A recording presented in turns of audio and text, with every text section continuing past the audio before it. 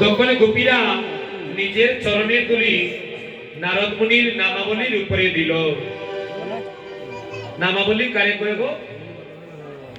নামাবলী যে কাপড়ের মাধ্যমে নাম লেখা থাকে তাকে বলে নামাবলী। আর রামাবলী যে কাপড়ে রাম নাম লেখা থাকে তাকে বলে রামাবলী। রামাবলী আর নামাবলী দুইটা শব্দ।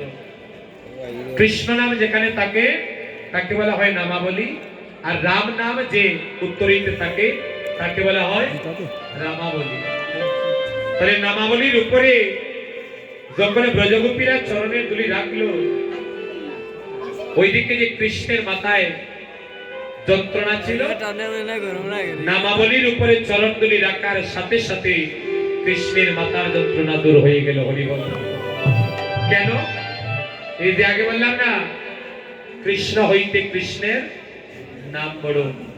নামের উপর যখন ভক্তের চরণের ধুলি পড়েছে, অমনিতেই ভগবানের শিরপীড়া দূর হয়ে গিয়েছে। হরিবল। তাই ভগবান বলছে আমার হইতে আমার নাম বড়, আবার আমার নাম হইতে ভক্তের চরণের ধুলি বড়। হরিবল। ভক্তির চরণের ধুলি বড়। যত সংখ্যক দুলা লাগবে গায়, বাইরে তত সহস্র বছর পাপীয় বৈকুণ্ঠে স্থানে পায়। ভক্তির চরণের ধুলি যদি গায়ে মাখতে পারে, বলে যত সংখ্যক দুলা আপনার গায়ে লাগবে তত হাজার বছর আপনি বৈকুণ্ঠে গিয়ে থাকতে পারবেন। এটা আমার কথা নয়, শাস্ত্রীর কথা। পরশমণির পরশে যেমন লোহা সোনা হয়ে যায়, ভক্ত বৈষ্ণবের চরণ ধুলির স্পর্শে অপবিত্র দেহ পবিত্র হয়ে তার হৃদয়ে বিশুদ্ধ কৃষ্ণ প্রেমের উদয় হয়ে যায়।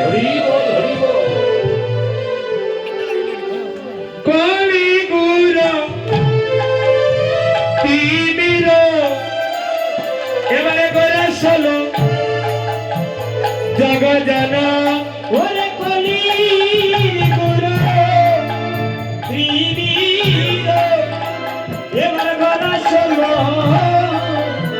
জগজন পরম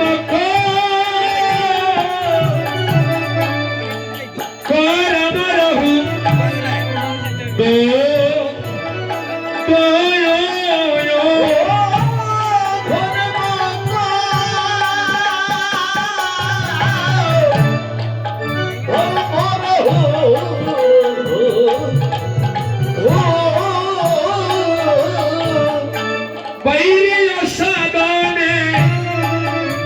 চিন্তামণি এবারে বিধি বিলাপ বিধি বিনায়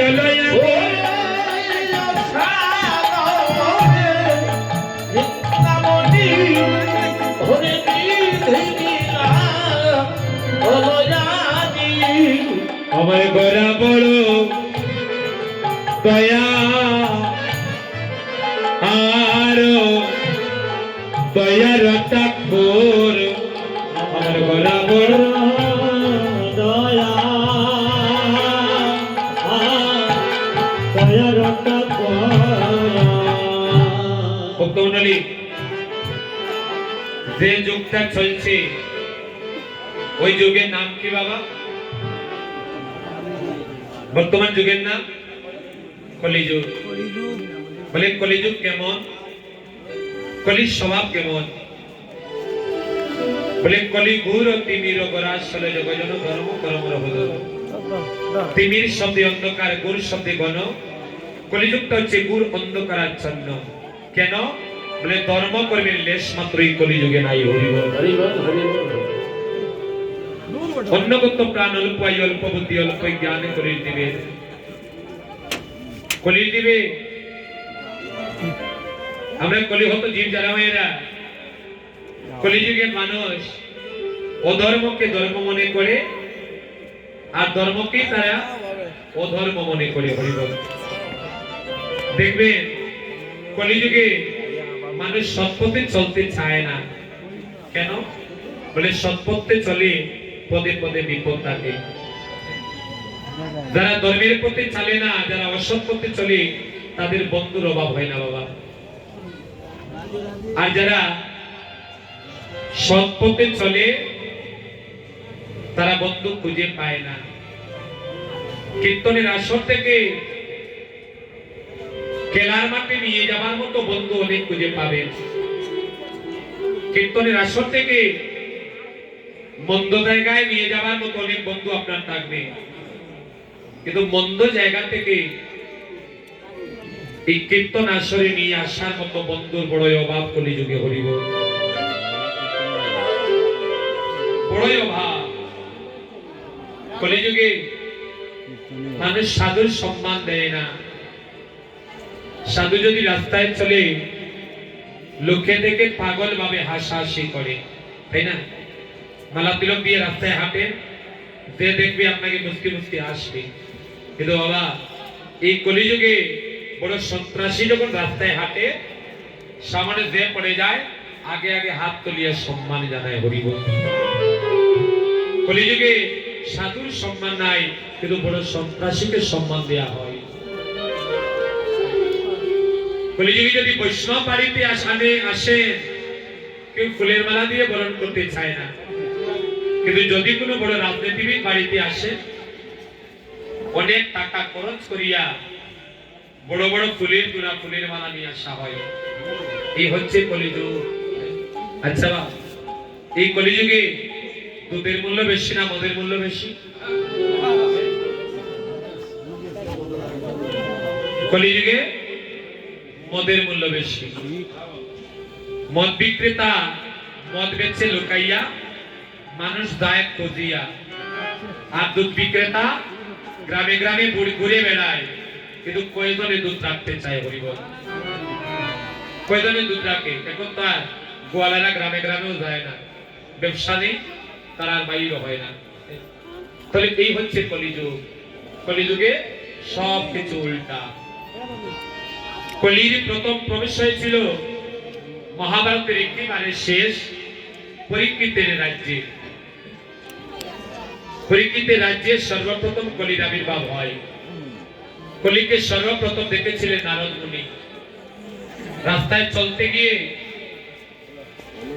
দেখলেন এক সুঠাম দেহের অধিকারী এক ব্যক্তি, তার কাঁধে সুন্দরী রমণী। কথাগুলো শুনবেন। তার কাঁধে সুন্দরী রমণী, আবার কোমরে দড়ি বেঁধে এক বৃদ্ধ মহিলাকে টেনে টেনে নিয়ে যাচ্ছে। নারদ মুনির মনে প্রশ্ন জাগলো, কে এমন ব্যক্তি? কৃষ্ণকে জিজ্ঞেস করে, কৃষ্ণ, এই যে দেখো সুঠাম দেহের অধিকারী এক ব্যক্তি, যার কাঁধের উপরে এক সুন্দরী রমণী, কিন্তু এক বৃদ্ধ মহিলাকে কোমরে দড়ি বেঁধে টেনে টেনে নিয়ে যাচ্ছে। প্রভু, আমি তাকে চিনতে পারলাম না, কে সে? কৃষ্ণ বলছে, নারদ, তুমি তাকে চিনতে পারোনি? বলে না। বলে সে আর কেউ নয়, বলে সে হচ্ছে স্বয়ং কলি মহারাজ। হরিবল। ও প্রভু, সে যদি কলি মহারাজ হয়, তাহলে তার কাঁধের উপরে যে সুন্দরী রমণী, সে কে?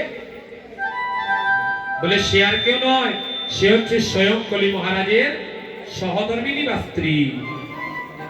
ও প্রভু, তাহলে ওই যে কোমরে দড়ি বেঁধে টেনে নিয়ে যাচ্ছে বৃদ্ধ মহিলা, সে কে? বলে নারদ, সে আর কেউ নয়, সে হচ্ছে কলি মহারাজের গর্ভধারিণী মা। বলে কলির প্রভাব যাদের প্রতি হয়, তারা স্ত্রীকে রাখে কাঁধের উপরে আর মাকে রাখে রাস্তায়। হরিবল। কলির প্রভাব যাদের প্রতি পড়বে, তারা স্ত্রীর সঙ্গে কথা বলবে নম্র ভাষায়, আর মা বাবার সঙ্গে কথা বলবে উগ্র ভাষায়। সবাই না।